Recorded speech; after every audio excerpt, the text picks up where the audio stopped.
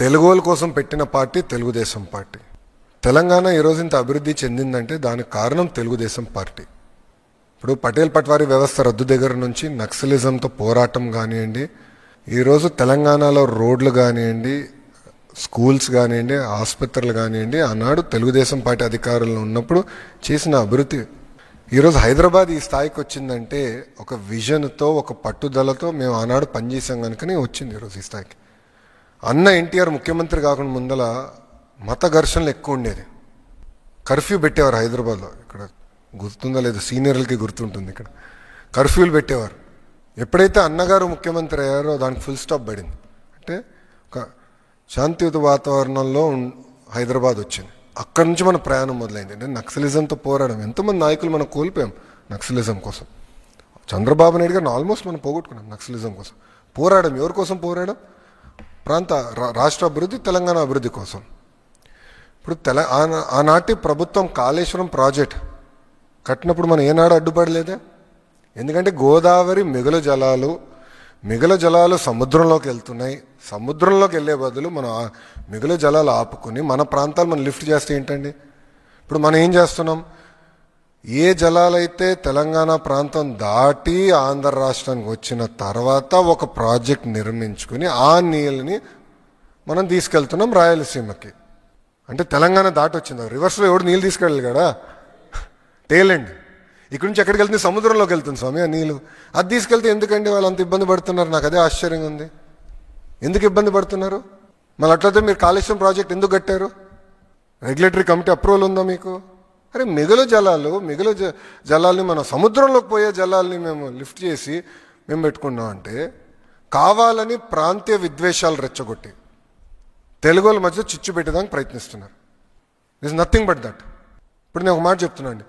తెలంగాణలో పెట్టుబడులు వచ్చినప్పుడు ఏనాడైనా మేము ఆపామా, అడ్డుకున్నామా?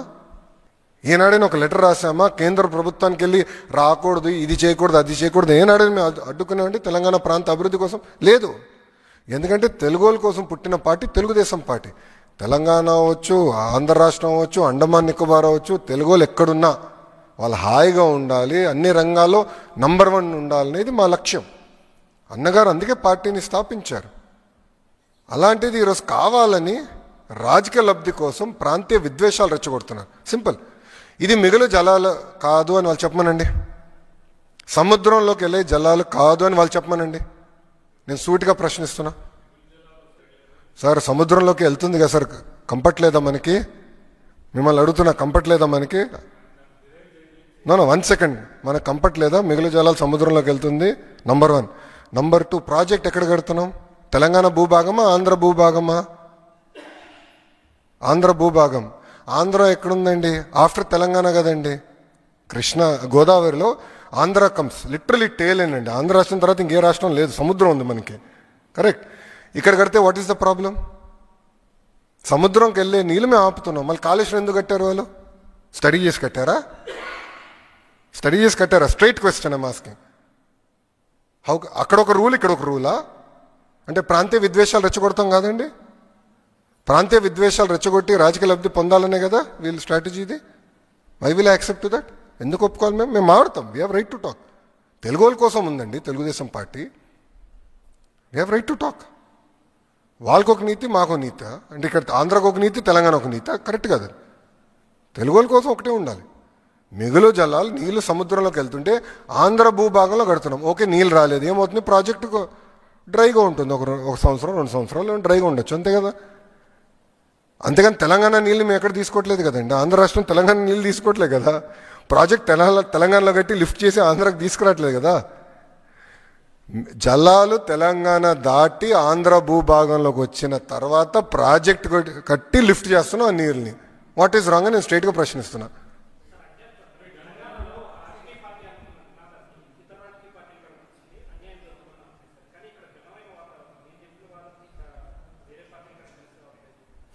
అది మాడదాం, డిస్కస్ చేద్దాం. మీరు అడిగారు కనుకనే నేను స్పందించే. దీనిపైన మాట్లాడతాం, 100% మాట్లాడాలి. చర్చ జరగాలండి, తప్పే ఉంది. ఎప్పుడు చర్చ జరగాలనేది నేను కోరుకునే వ్యక్తి. అది మీరు వాళ్ళని అడగాలి, నన్ను అడుగుతాం స్వామి.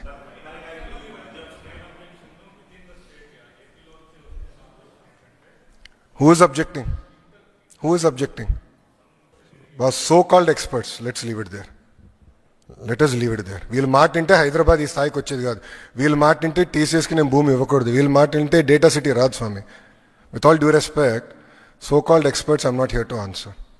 ఈరోజు రాయలసీమకి మేము నీళ్ళు తీసుకెళ్ళాం కదండి. 1 సెకండ్. ఈరోజు రాయలసీమకి నీళ్ళు తీసుకెళ్ళాం, లైనింగ్ చేసాం కదా మేము. యుద్ధ ప్రాతిపదికంగా లైనింగ్ చేసి ప్రాజెక్టులన్నీ మేము రివైవ్ చేసాం కదా. ఈరోజు హాయిగా పంటలు పండించుకుంటున్నారు కదా. నెల్లూరు కూడా మేము నీళ్ళు తీసుకెళ్తున్నాం కదా. మెట్ట ప్రాంతానికి మేము నీళ్ళు తీసుకెళ్తున్నాం. That is our commitment. There is a reason why people elected us. 94% మ్యాండేట్తో they have elected us. We have a responsibility boss. వీళ్ళందరూ మాటలంటే ఇంకేం పనులు చేయలేం మనం అక్కడ.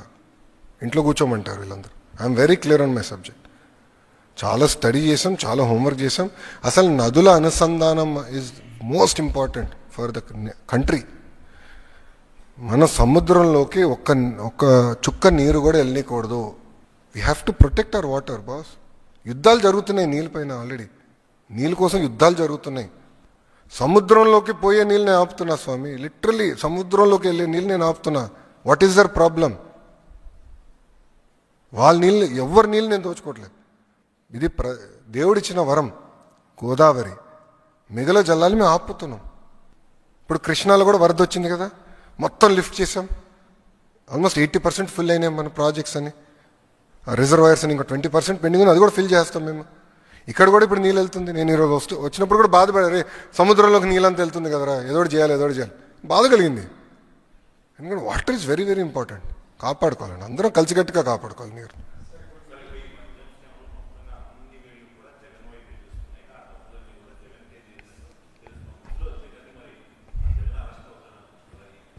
చట్టం దాన్ని పని చేసుకుంటూ వెళ్తుందండి.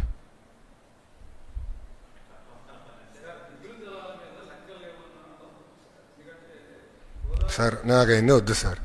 నేను సింపుల్గా అడుగుతున్నా. నీరు సముద్రంలోకి వెళ్తుంది, ప్రతి సంవత్సరం వెళ్తుంది. నీరు తెలంగాణ భూభాగం దాటి ఆంధ్ర భూభాగంలోకి వచ్చిన తర్వాత ప్రాజెక్ట్ నిర్మించి లిఫ్ట్ చేస్తున్నాం. ఓకే, అనుకుందాం ఒక సంవత్సరం నీళ్ళు రాలేదని, ప్రాజెక్ట్ ఖాళీగా ఉంటుంది. What is the problem? మిగుల జలాలు ఉన్నప్పుడే లిఫ్ట్ చేస్తాం కదా. మేము వెళ్ళి కాళేశ్వరం చిల్లు పెట్టాం కదరా స్వామి. ఏంటండి ఇది? అంటే కామన్, నేను మీరు ఏమనుకోదు, ప్రాంతీయ విద్వేషాలు రెచ్చగొడతాం కాదండి ఇది. ఇప్పుడు ఆ రోజు నిజంగానే తెలంగాణని ఇబ్బంది పెట్టాలనుకున్నప్పుడు కాళేశ్వరంకి అడ్డు తిరిగి ఉండొచ్చు కదా, వెళ్ళి గొడవ చేసి ఉండొచ్చు కదా, కేంద్రంతో పోరాడి ఆపిచ్చి ఉండొచ్చు కదా. చేయలేదు కదా మేము ఇలాంటి పనులు. ఎందుకంటే అరే తెలుగు వాళ్ళు ఎక్కడున్నా హాయిగా ఉండాలి, కలిసికట్టుగా మనం పని చేయాలి. ఓకే, రాష్ట్రాలు విడిపోయినాయి, దట్స్ ఎ డెసిషన్. బట్ కలిసికట్టుగా తెలుగు వాళ్ళ ప్రయోజనాల కోసం కలిసికట్టుగా పని చేద్దామని చెప్పాం. What is wrong in that? We stand by that. ఈరోజు కూడా తెలుగుదేశం పార్టీ ఏనాడు తెలంగాణ వ్యతిరేకంగా పనిచేయలేదు. మేము ఏనాడు పనిచేయలేదండి. Last 10 years we have never worked against and we will not work. ఎందుకు చేయాలి? అందరం కలిసికట్టుగా పని చేయాలి, అందరం కలిసికట్టుగా ముందరికి వెళ్ళాలి. That's our agenda. కాళేశ్వరంకి ఉందండి, కాళేశ్వరంకి ఉందా? I'm asking a straight question sir. I have right to ask, sir. When they are questioning me, I have right to ask that question. I have right to ask certain political parties. Please allow me to finish. I have right to ask certain political parties when they're trying to draw politics and gain political gain out of this issue. I have right to ask. I will answer to CWC. You don't worry about it. I'll get my clearances. You don't worry about it. That much TDP is capable, boss. Arey Vishaka steel plant ne kaapadam, boss. NDA ప్రభుత్వం ఇది రెండోసారి అండి విశాఖ ఉక్కుని కాపాడింది. We know what data is. We know what excess water is.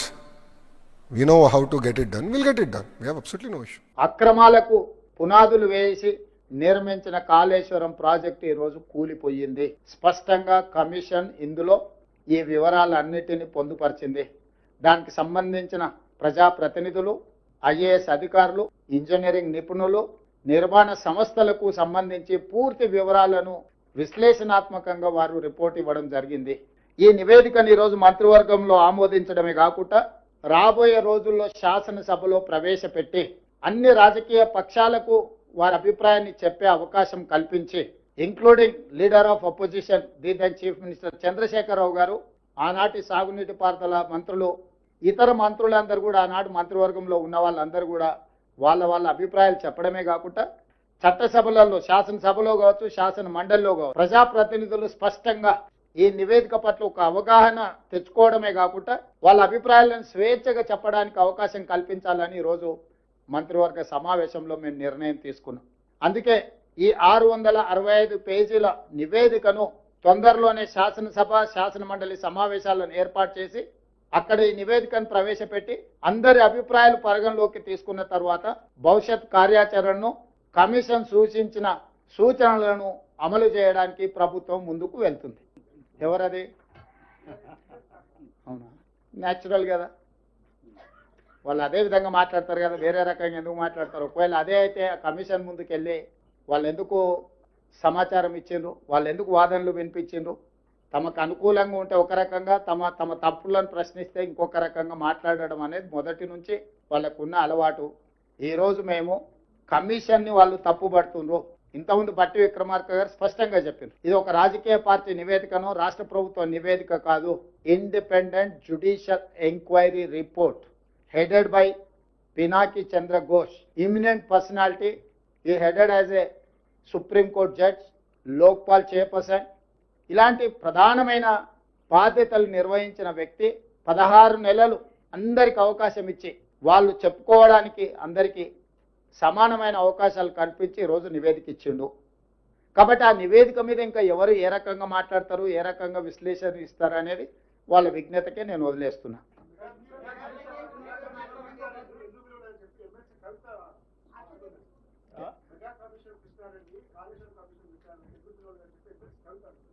మరి వాళ్ళ ఫాదర్ని అడగాలి, ఎందుకనంటే ఎవరికి ఏం మర్చి పెట్టిండో వాళ్ళ ఫాదర్కి తెలుసు కదా. లేకపోతే వారే వెళ్ళి ఘోష్ గారికి నివేదిక ఇచ్చేది ఉండే, ఇంకో ఇందులో మా ఫాదర్తో వీళ్ళందరూ కుమ్ముక్కై ఉన్నారు, మా బావ హరీష్ రావు గారు వీళ్ళతో కమిషన్లు పొందిండు, వీళ్ళందరూ తోడు దొంగలు గూడు పుటాన్ని చేసిందని కవిత గారు ఘోష్ కమిటీకి ఒక కంప్లైంట్ ఇచ్చిన ఉంటే ఖచ్చితంగా పిలిచి ఉండేవాళ్ళు. ఇప్పుడు కమిషన్ నివేదిక ఇచ్చిన తర్వాత ఎవరిని ప్రశ్నిస్తుంది? ఒకవేళ ఘోష్ గారిని ప్రశ్నించాలంటే వారు కలకత్తాలో ఉంటారు, కవిత గారు కలకత్తాకి వెళ్ళి ప్రశ్నలు వేయవచ్చు.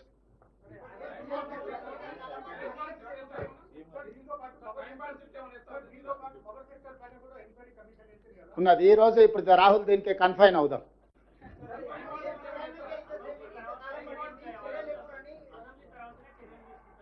అసెంబ్లీలో చర్చలు చేసిన తర్వాత చర్చల సారాంశం ప్రకారం భవిష్యత్ కార్యాచరణ ఉంటుంది. మీకు స్పష్టంగా చెప్పడం కోసమే మీ ఊహాజనితమైన కథనాలకు కానీ ఊహాజనితమైన ప్రశ్నలకు తావు లేకుండా ఉండడానికే కమిషన్ రిపోర్ట్ ఇచ్చిన 4 రోజుల్లోనే మంత్రివర్గ సమావేశాన్ని ఏర్పాటు చేసి మంత్రివర్గ సమావేశం ఆ నివేదికను ఆమోదించి ఆ నివేదికలో ఉన్న సారాంశాన్ని నిక్షిప్తంగా మీడియా మిత్రులకు అందరూ కూడా కంప్లీట్గా ఇన్ డీటెయిల్ ఒక పవర్ పాయింట్ ప్రజెంటేషన్ ద్వారా మీకు వివరించడం జరిగింది. దీంట్లో ఎలాంటి శశభిషలకు తావు లేదు. నివేదిక సారాంశాన్ని సూచనల్ని తప్పకుండా ఈ ప్రభుత్వం పాటిస్తుంది. దానికి ఒక అప్రోప్రియేట్ సిస్టమ్ని అడాప్ట్ చేసుకోదలుచుకున్నాం.